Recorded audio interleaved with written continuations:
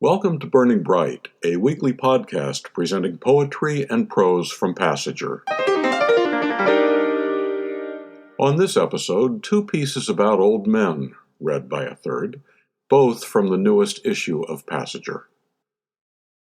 For 20 years, Kathy Shorr and her husband lived part-time in a small outport village in Newfoundland. She said that what struck her about her neighbor Bert was the contrast between his gruffness toward the encroaching outside world and the tenderness he shared with his wife in the privacy of their house. Here's her poem, Bert's Tree. Burnside, Newfoundland. "Don't touch those apples!" Bert yells at anybody turning down his lane, a weazened, white-haired terrier patrolling his domain. This tree he planted as a boy, a year after the fire wiped out most of town when he was just 3, though it's hard to imagine Bert ever young. Gnarled root hands, hardly able to hold a cup, crimson-streaked cheeks from decades of rum. His wife Laura never steps off the porch. She was born old, neighbors tell us, bird-like, pecking at the raisin buns she bakes each afternoon for Bert. From the porch, she invites us into the too-hot house, kerosene kitchen stove cranked. They try to teach us cribbage, previous scores with neighbors long gone still on the paper pad. But the heat makes us drowse, content to watch the waves of Bonavista Bay out their back window beat against the jagged rocks.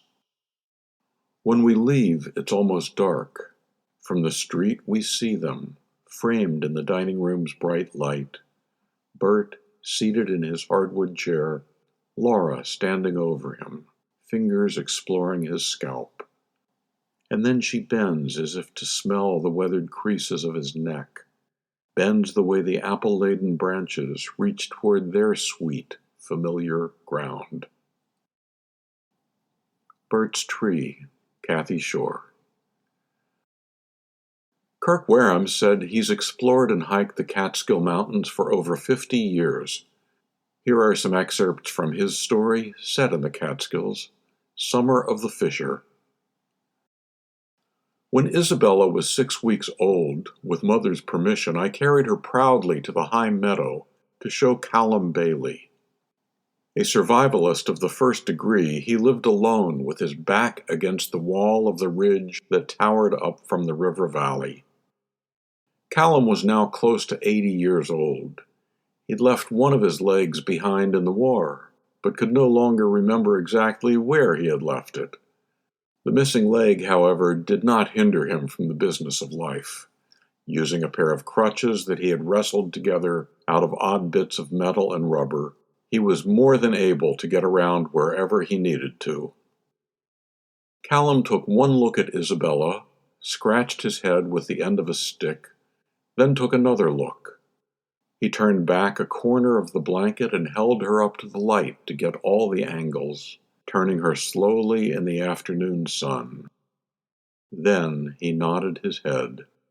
"Fine little lady you got there, Marco. She got a name, perchance?" "You betcha," I said. "She's called Isabella."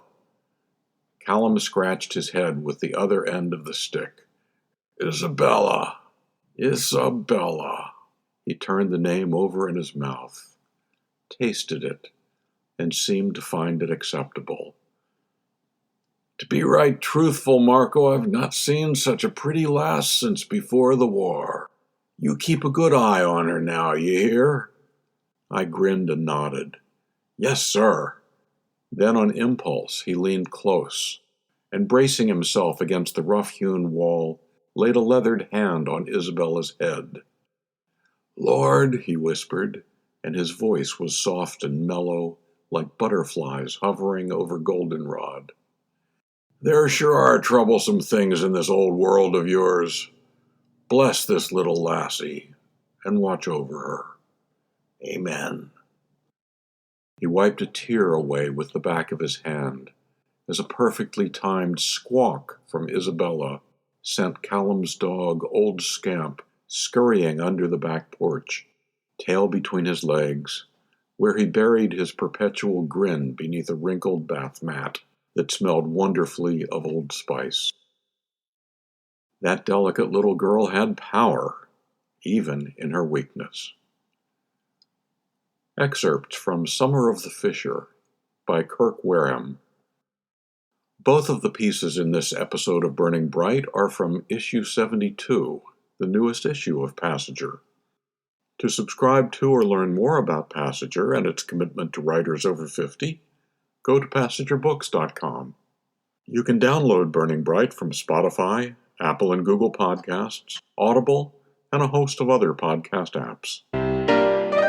For Kendra, Mary, Christine, Roseanne, and the rest of the Passenger staff, I'm John Shorr.